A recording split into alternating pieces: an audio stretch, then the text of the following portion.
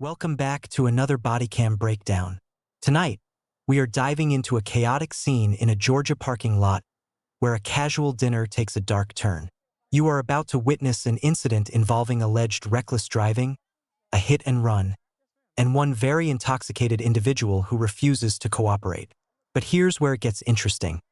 As the officers arrive, they uncover a story full of contradictions, a suspicious witness, and a driver whose impairment is so obvious it's shocking.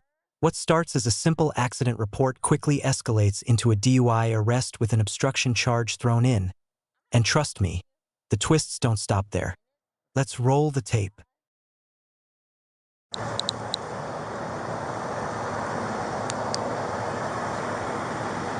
I know it, but now I'll take my... Hey there. How are you? Hey, Hey, how's it going? I can't find my keys If I now. get out of the car? Yes, ma'am. You absolutely can. I'm looking for my keys. I don't know. Okay, just hold tight for me and we'll talk with her. Is it okay? Yes, ma'am. We Absolutely. came here for dinner. Did you call? I think she called. Okay. And I was explaining to her. When we pulled out, I think we curbed her on one side or the other. Okay. And we were like, listen, I'm not pulling off on you. We've been here for 20 or 30 minutes. Okay. That's not the vibe. Okay. But I was like, let's get here. I'm not sure if we're in a private parking lot or not. We went to secure after work and lunch and stuff, and I was like, okay, we're not pulling off on her. All right, listen to this explanation. The driver is already trying to control the narrative by insisting they didn't flee, claiming they circled back to do the right thing. This is a classic move in private property accidents. But here's the catch. In a hit and run, intent is everything. If you leave the scene without exchanging information, even for a second, you can be charged. The fact that they circled back might help their case, but the officer is already hearing red flags. And notice how they're focusing more on the circumstances of the parking lot than the damage? That's a subtle deflection. What do you think? Are they trying to build a defense before the officer even asks? Okay. We're here. Let's figure it out, and then we'll get to where we need to be from here. Okay, And so how did here's the where we accident are. happen? Well, I think, here it is. I can't remember. They may have been, sorry. They may have been parking in one direction and we were parking in another, and so when we peeled off, we may have taken a hard right turn. I got you. And if you can see my car, we pulled off. And then once we pulled off, we got to like the American Red Cross, and we were like, oh shit, we may have hit a car. And so we like turned around and parked here, and we pulled back up to her before she realized Okay. we pulled into her. We did not pull off. So y'all didn't feel that? I mean, that because trust me, I've worked a lot of private property accidents. That's significant Well, once damage. we pulled off, Now, look at that damage. The officer, who clearly has experience, immediately notices that this isn't just a minor fender bender. The driver claimed they didn't feel the impact, but that's a significant scrape. In law enforcement, this is a critical moment. If you claim you didn't feel a hit that caused this much damage, it can be used as evidence of impairment. The officer is already planting the seeds for a DUI investigation here. This is a textbook example of how a trained ISS is a scene. The driver is trying to seem cooperative, but the officer is already suspicious. Let's see if that suspicion pays off. and we turned to the right, we were like, oh shit, we hit someone's car. Let's continue to circle around. We did not pull off. I'm sure you can contest to the fact that we did not pull off. Your boyfriend got out and was like, hey, they're trying to make this right. You can contest to that. And then we pulled back around and we were like, hey, we don't want to pull off on you, but we do want to make sure we handle this in the right manner. Okay. But I've also heard about accidents in a private parking lot when multiple parties are involved. And so we started Simple. taking notes and tried to figure out, like, as soon as we pulled off what was happening, and then we pulled right back around. Okay, that's all I was asking. That's all. And I'm does sure everybody? she can attest to that. Yeah, I mean, look, you're here now. That's all I'm concerned We about. both are here. Literally, as soon as we pulled off, we both pulled back around, and she can attest to that. Okay. Her significant other, I'm not sure. Where?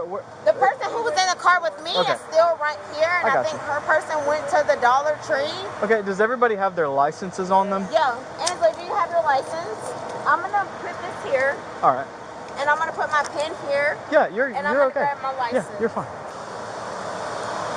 We stayed because we were like, and then there's one other person who was driving with you. So I'm not concerned about. My car and I'm driving. I'm not concerned about her passenger quite yet. That's okay. Listen, I'm gonna lay everything out for that's you. okay. I'm gonna Where lay were you out coming all my from? credit I wasn't cards coming nowhere. I was and parked right there still. I Okay. just came out of Dollar Tree and got in the car. Okay. And she took us out. She's coming around there like, I have all of my things. All right, I'll talk to you in That's just a why minute. we ended up here. 8-4 Central, I have contact with the witness. He's on scene. Hey. So tell me what's going on. Yeah, so the white car that's on the left of the two. So beforehand, she was driving in circles around the parking lot with her hazards on. This park. Enter the witness. This is the game changer. The officer is now getting independent corroboration that paints a completely different picture. The witness says the white car was driving erratically for 5 to 6 minutes before the hit. That's not just pulling out of a spot. That's reckless driving. And here's the law.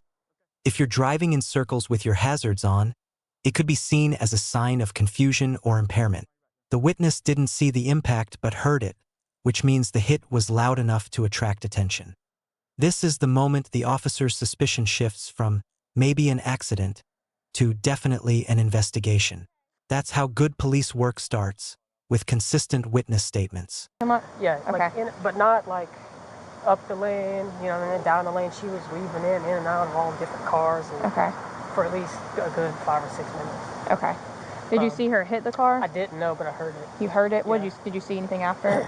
No, Like, did she so stop? there was, no. So I heard the commotion or whatever, and then there was a truck that went that way, and I thought it was the truck. But then I saw the car again come up this way, and then loop around this loop thing right here, and then I guess the lady she hit was behind her. And they pulled over there, and they stopped. Okay, but you saw the vehicle that got hit, like, chasing after her? Well, so Or, like, following I behind don't know her? which one got hit.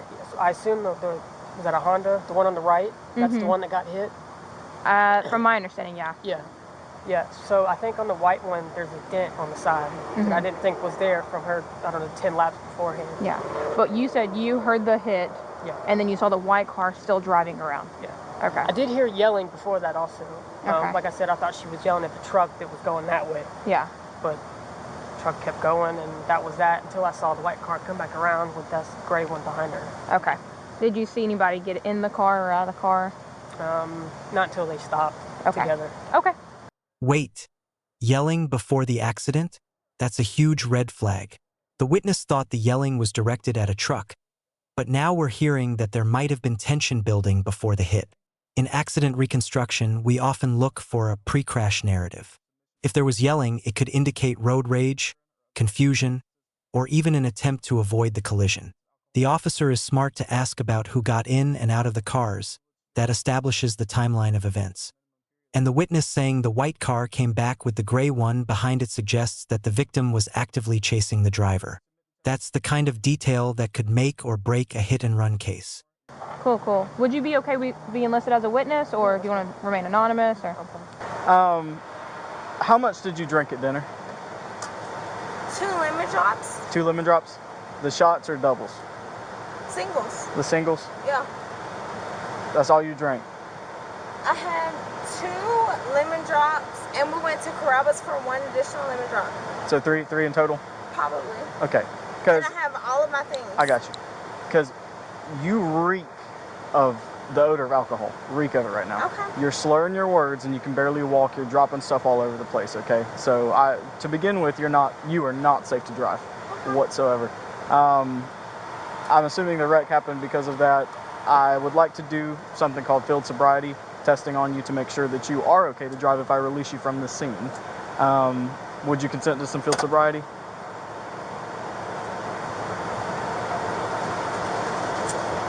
Boom, this is the turning point. The officer is now calling out the obvious signs of intoxication. The odor of alcohol, slurred speech, and inability to walk. But notice how the officer conducts a courtesy field sobriety request. In Georgia, refusing a field sobriety test is perfectly legal, but that refusal, combined with the officer's observation, is enough for probable cause. The officer even explains why they want to test her, to make sure she's safe to drive. But when she refuses, the officer doesn't hesitate. Hands on the back, she's under arrest. This is a perfect example of how a calm, methodical approach leads to a lawful arrest. The officer gave her every chance to cooperate. I will not consent to field sobriety. Okay. So that's a for sure no? Yeah. Okay, go ahead and put your hands behind your back then.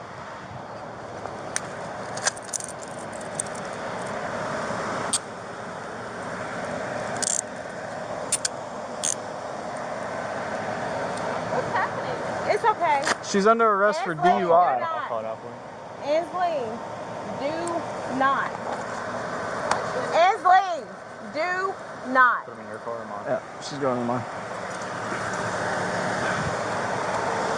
Come on, over here. Ansley, do You can not. get her in between our cars. How old are you? I'm almost 30. What's that? I am almost 30. Almost 30? Okay. Got something to read you. Okay. My Miranda rights. Not quite. This one is called implied consent, okay? The state of Georgia has conditioned your privilege to drive upon the highways of the state upon your submission to state-administered chemical tests of your blood, breath, urine, or other bodily substances for the purpose of determining if you're under the influence of alcohol or drugs. If you refuse this testing, your Georgia driver's license or privilege to drive on the highways of the state will be suspended for a minimum period of 1 year.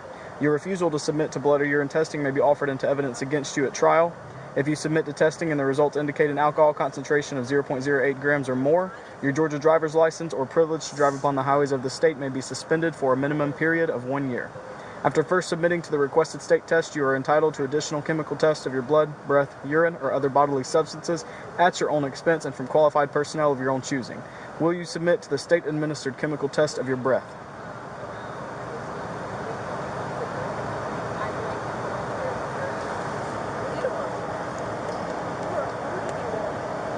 Will you submit to the state-administered chemical test of your breath? Do not consent. Okay. The state of Georgia has conditioned your privilege to drive upon the highways of the state upon your submission to state-administered chemical tests of your blood, breath, urine, or other bodily substances for the purpose of determining if you are under the influence of alcohol or drugs. If you refuse this testing, your Georgia driver's license or privilege... This is the most critical legal moment of the entire stop, the implied consent reading. In Georgia, when you drive, you automatically consent to chemical testing if arrested for DUI. The officer reads this word for word because it must be perfect. If they miss a word or misread it, the refusal can be thrown out in court. The suspect is clearly not listening or is choosing not to respond, so the officer reads it again. This is not harassment, it's protocol. The officer is giving her every opportunity to comply. And when she says, "That's a no" to the blood test, she's not just refusing. She's sealing her fate. That refusal results in an automatic license suspension for 1 year. It's a brutal consequence, but that's the law. To drive upon the highways of the state will be suspended for a minimum period of 1 year. Your refusal to submit to blood or urine testing may be offered into evidence against you at trial. If you submit to testing and the results indicate an alcohol concentration of 0.08 grams or more, your Georgia driver's license or privilege to drive upon the highways of the state may be suspended for a minimum period of 1 year. After first submitting to the requested state test, you are entitled to additional chemical tests of your blood, breath, urine, or other bodily substances at your own expense and from qualified personnel of your own choosing. Will you submit to state-administered chemical test of your blood? That's a no? Okay. You have the right to remain silent. Anything you say can and will be used against you in a court of law. You have the right to talk to a lawyer. If you cannot afford to hire a lawyer, one will be appointed to represent you before any questioning if you wish. Even if you don't want a lawyer now and agree to talk with us, you can at any time change your mind and ask for a lawyer or stop talking with us.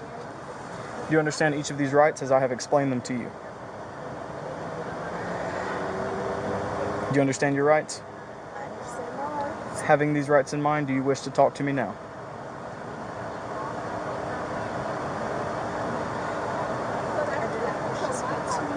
Okay. You do have that right. Hang tight for me real quick. I'm gonna finish up working this wreck. At this point, you are being charged with DUI, alcohol, less safe, as well as hit and run. Just let you know what you're being charged with, okay? What is your relation to her? I'm like her little sister, but we're not related. Okay. My big sister is her best friend. Okay, so just, you were in the car with her tonight? I've been in the car with her, yeah. So Now the officer announces the charges: DUI and hit and run. But listen to how they deliver it. They're not angry, they're professional. This is important for bodycam videos. The officer's tone sets the precedent for how the case will be perceived. The driver's friend is now being interviewed, and she's confirming a crucial detail. The driver had at least 3 drinks at Sakura. That's 3 lemon drops, which are typically very strong, and then 2 more at Karaba's. That's a minimum of 5 drinks over a short period. The math is simple. If you're drinking shots, even if they're small, 5 drinks in a few hours will put most people over the legal limit. And now, the officer has that in writing. walk me through what happened with this whole incident. Or like before this incident happened and then... Okay, we work for the same company, so we just decided to grab dinner together after work. We came here to Sakura. She drank around, I think she got 3 drinks at Sakura. Okay. I drank 1 here at Sakura. Do you remember what she was drinking or anything? We were drinking lemon drops. Lemon drops? Okay. Yeah. She drank here at Sakura. We were like, well, we don't want food from Sakura, so we went to Karaba's, where she drank probably 2 more drinks. Okay. Were those lemon drops also? Lemon drops also. Okay. My car is here. We drove together to Karaba's up the street. We came right back. Okay. After Karaba's here, she was bringing me to my car so that we can go to her house. She lives like 2 minutes away. She lives in Pine Tops in Okay. High Ridge. Okay. We were just going to go to her house now, but as she was bringing me to my car, we're literally pulling into the parking spot, and she like scrapes this lady's car. Okay. So we're like, crap. And she just pulls right back around and parks right back beside her, and we've been here since. Why would we not just stay stopped? Did she say anything to you? No, she was just like, oh my god, I just hit her car, and then she pulled back in. Okay. So we were driving away. Like when we hit her car, we were like right here in front of her car, and we just did like a circle and parked back around. Is this the damage on her car? Yeah. Where's the damage on this car? Right here. We were parked right here when we hit her. So we parked and did like a... So when she was hitting, like when she hit her, we just did just like that. Okay. And then she just parked right here and stopped, and then the lady who was in, the guy who was in her car went to Dollar Tree, and we've been here since. So here's the issue with I'm having with that story is we have witnesses who called saying that this car was driving recklessly in the parking lot, just driving throughout it, and then that they saw the accident happen, and then you guys continued to keep driving around. Here's the moment where the officer uses the witness's statement to pressure the friend into a confession. The officer says, "We have witnesses calling saying this car was driving recklessly." That's a classic interrogation technique. Presenting the evidence, you have to get the truth. The friend is now backtracking, saying she thought the driver was fine. But the officer is too experienced to fall for that. This is the part of the video where the viewer needs to realize that friends often cover for each other. But when the evidence is as clear as it is here, the cover-up falls apart. The officer is also doing some crisis intervention by warning the friend that riding with such a drunk driver is a risk to her life. That's good policing. Your friend is going to jail for DUI, alcohol, less safe. She is way too intoxicated. Her statement was, she's definitely drunk. She had 5 lemon drops. Well, she told me at least 3. So yeah, they have 3 here and then 2 more Carrabba's. She's also drunk. Okay, I'm going to give you a grown-up talk real quick. Okay, how old are you? I'm 20. So you're more than old enough to handle a grown-up talk, okay? Yeah. She is so intoxicated that you being in the passenger side is a risk to your life. So, is it common for you to drive with people or to ride around with people that are that drunk? Okay, I wouldn't make it a common thing. Do we have her ID? Because she's messed up. Yeah, they have the list as. And she... I'm just giving... The whole time we were at Carrabba's, she was like not slurring her words or anything. And I was like, are you okay to drive? And she was like, yeah. So I was like, okay. I mean, she wasn't showing me any signs of her being drunk at Carrabba's. Okay. Well, she is incredibly intoxicated. She can't even walk. She refused all tests, but she is very, very intoxicated. Don't make that a habit. I want you to be safe. Can you call somebody to come and pick you up? My car's here, but I can call somebody to pick me up. You can't drive, so you're gonna have to call somebody to come and Yeah, I pick can you call up. her husband. I mean, she literally lives in Pine Tops at High Ridge, 2 minutes away. Okay. I can call her husband. Well, yeah, call somebody, because if you pull away, you're getting a DUI too, and I don't want that to happen. Okay. So have you read her Miranda at all? Not at all. Yes, I did. This officer said that they did read your Miranda and that you declined to speak. Please call Sheriff John Williams. Well, that's not going to help you right now because you're going to jail. You can call him from the jail. You're drinking and driving and you hit a car and then you failed to stop when they tried to confront you about it. We turned around. So we have witnesses that called us stating that they saw you hit the car and then drive off, and then she continued to follow you trying to get you to stop, and then that's when you finally stopped. Your friend also told us that you had at least minimum 5 lemon drops, and your friend specifically told me, yeah, she's drunk as crap. She shouldn't be driving.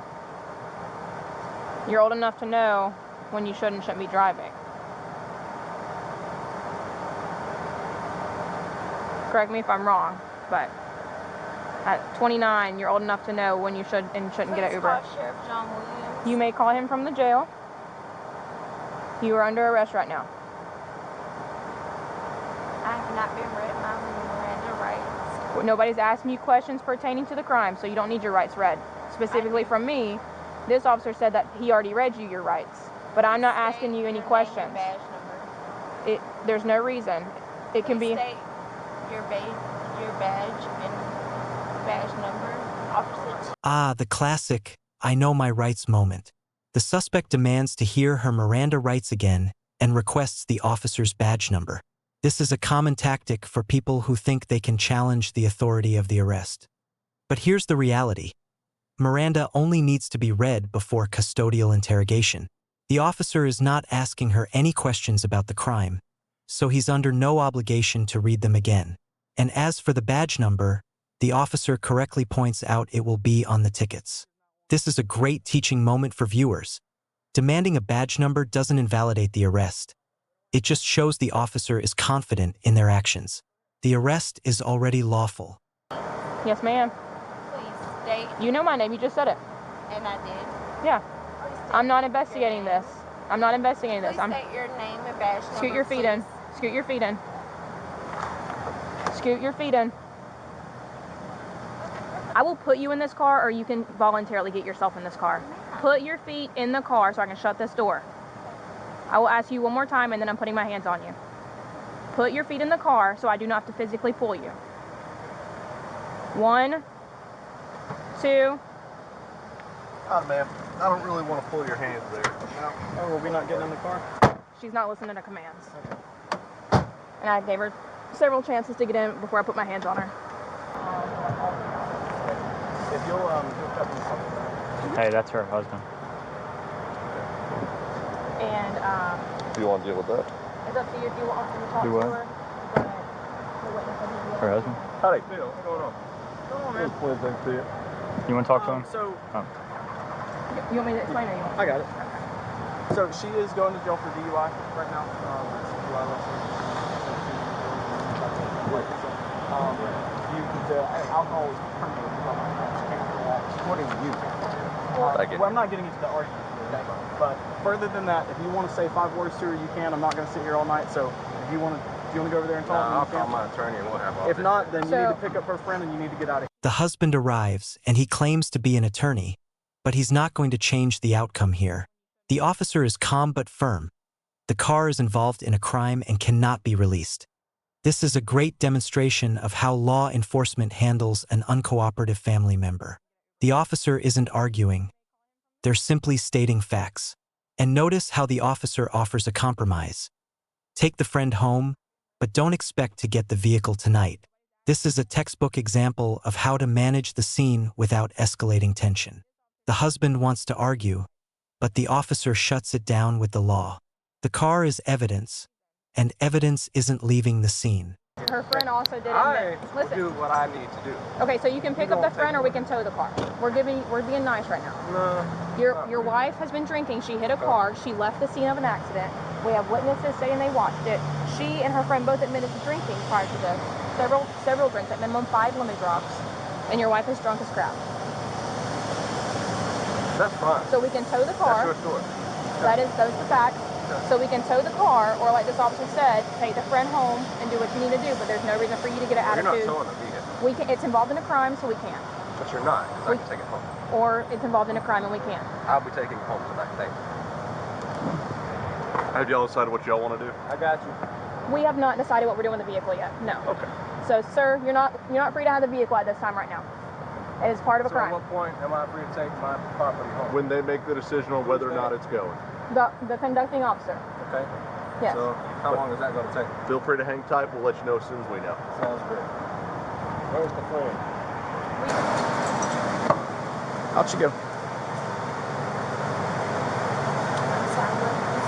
You can get out now. And we're gonna be at this first door right here. Yeah. Ready?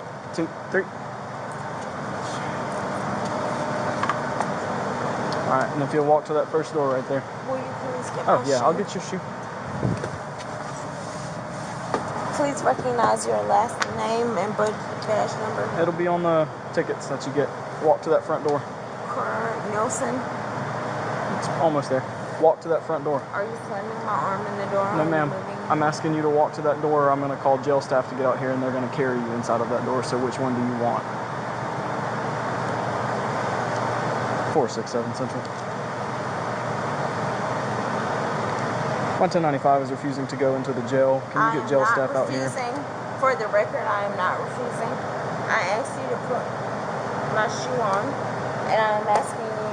I cannot refuse my hands. This It's right not trapped. arm. You can walk. Can you please assist me in moving my arm? And will you please remove the call? Yes, ma'am. And will you please call Sheriff John Williams? Please. Oh, it's 100%. I mean, this is, it is absolutely ridiculous. This is a 30-year-old woman.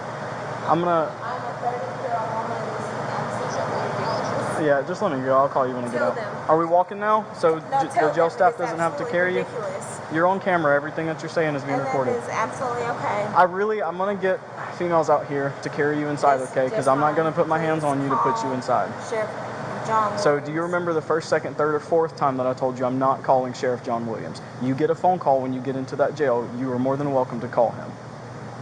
You get a phone call as soon as you get booked in. What is your name? It's right here. I'm gonna give you my Pronounce badge. it for me, It's because I don't Cornelison. Cornelison. That's my last name. Cornelison. Go ahead, Central. Cornelison. That's it. That's my name. I'm in the Sally Port.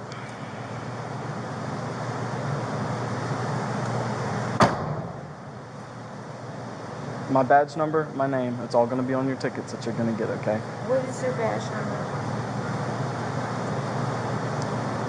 10-4, thank you. What is it? What is your badge number? It's 2467. What is your name? My name is Madison Cornelison.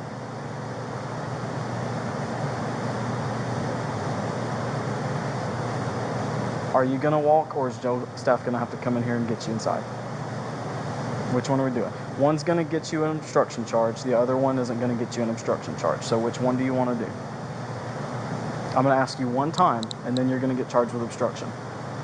Either you can walk to that door and you can go inside of that jail, I'm politely asking, or you can get charged with obstruction as well. So which one is it going to be?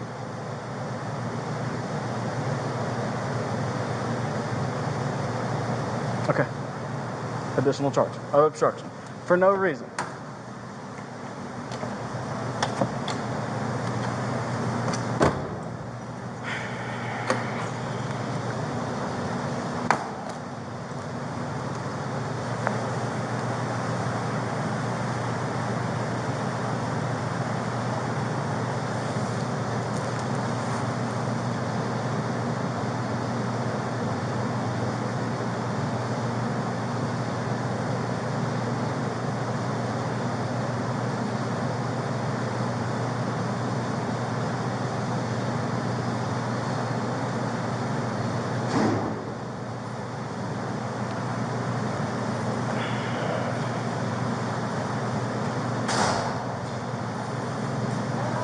Hello. She is not wanting to move, so. Hey, we'll go ahead and go here real quick, okay? We don't want to have to carry, but we're going to go ahead. Okay? So go ahead. Go ahead.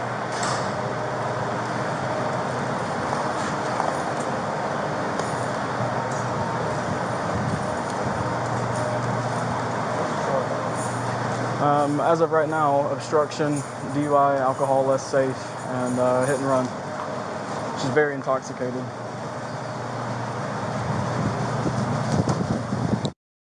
And there we have it, a classic escalation from a simple accident report to a multi-charge arrest.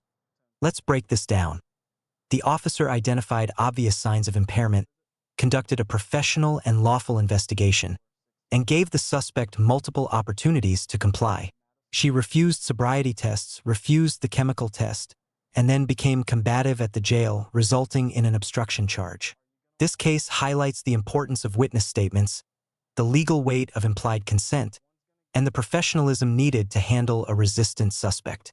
The officer demonstrated patience, clear communication, and an understanding of the law at every step. This is the reality of law enforcement: split-second decisions, legal complexities, and a responsibility to keep the public safe. The suspect's choices led to an escalated outcome, but the officer never lost control. If you found this breakdown as intense as we did, hit that like button, share your thoughts in the comments. Do you think the officer handled this correctly? And don't forget to subscribe for more real-life body cam breakdowns. Stay safe, stay aware, and we'll see you in the next one.